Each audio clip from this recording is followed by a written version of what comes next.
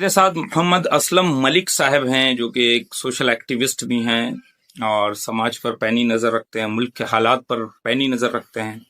एक कारोबारी हैं, बिजनेसमैन हैं। सर, बहुत बहुत स्वागत है। एक सवाल है और अहम सवाल है, डॉलर का रेट जो बढ़ता जा रहा है, रुपए की साख जो गिरती जा रही है लगातार नीचे, इस पर क्या है आपकी प्रतिक्रिया? अभी पिछले 20-30 सालों का इतिहास उठा के देख लीजिए आप, और हमारे जो लोग आज पावर में हैं उनके बयानात देख लीजिए।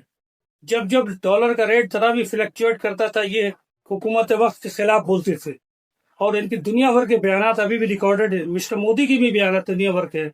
जब जब डॉलर की साख गिरी है, जब जब इंडिया में पैसे की साख गिरी है, पैसे का वैल्यू कम हुआ है, तब तक जो है ना पूरे इंडिया में मैसेज किया, पूरे दुनिया में मैसेज किया, और इंडिया का वकार कम हुआ। आज हमारे ये मोदी साहब जो है, ये लाखों करोड़ों रुपए अपने टूर पे खर्च कर रहे हैं, जो कि हमारा पैसा है और जिसका कोई फायदा नहीं। आज आपका फॉरेन रिलेशन देख लीजिए कैसा है पूरी दुनिया के साथ में।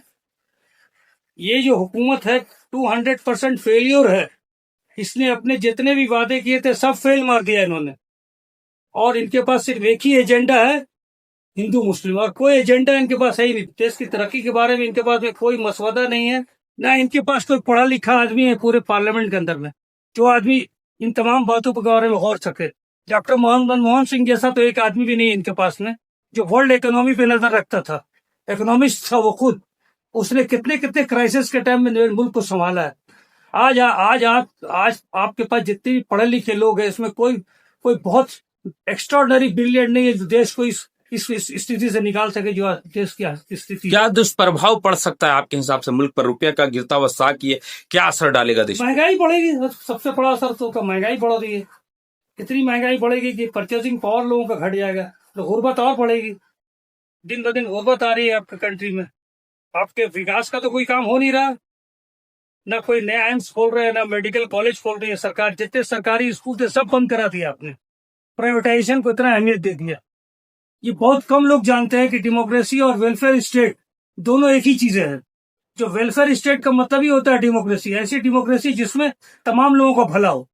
और गवर्नमेंट कोई भी पॉलिसी लाएगी, कोई भी बिल लाएगी पार्लियामेंट में, तो वो आवाम की मुफाद का होना चाहिए, आवाम के फायदे का होना चाहिए।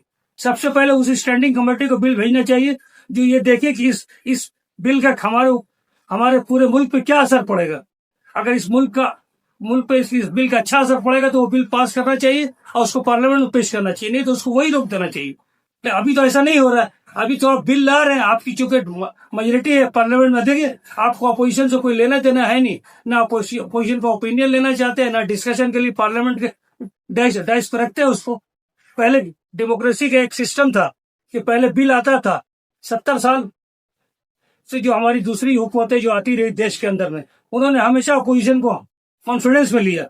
लेने के बाद बिल जब लाते थे तो उनको भी पहले देते थे कि भाई इस बिल पे गौर कीजिए, आप इस बिल के अंदर क्या क्या खामियां हैं, क्या क्या खूबियां हैं, और उसके बाद बिल पार्लियामेंट के धरातल पे आता था और उसके बाद उस पर वोटिंग होती थी। अभी तो नहीं होता ऐसा।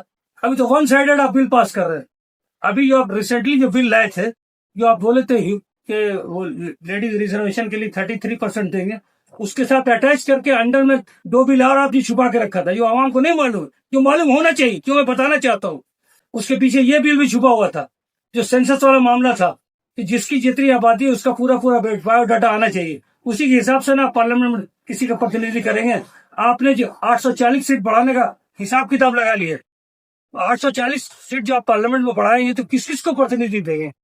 जो ओबीसी का जो कोटा है, जिसका भी कोटा जो हमारे कॉन्स्टिट्यूशन ने तय किया है, उसके हिसाब से ना कोटा तय कीजिएगा। तो आप तो वो तो नहीं कर रहे हैं।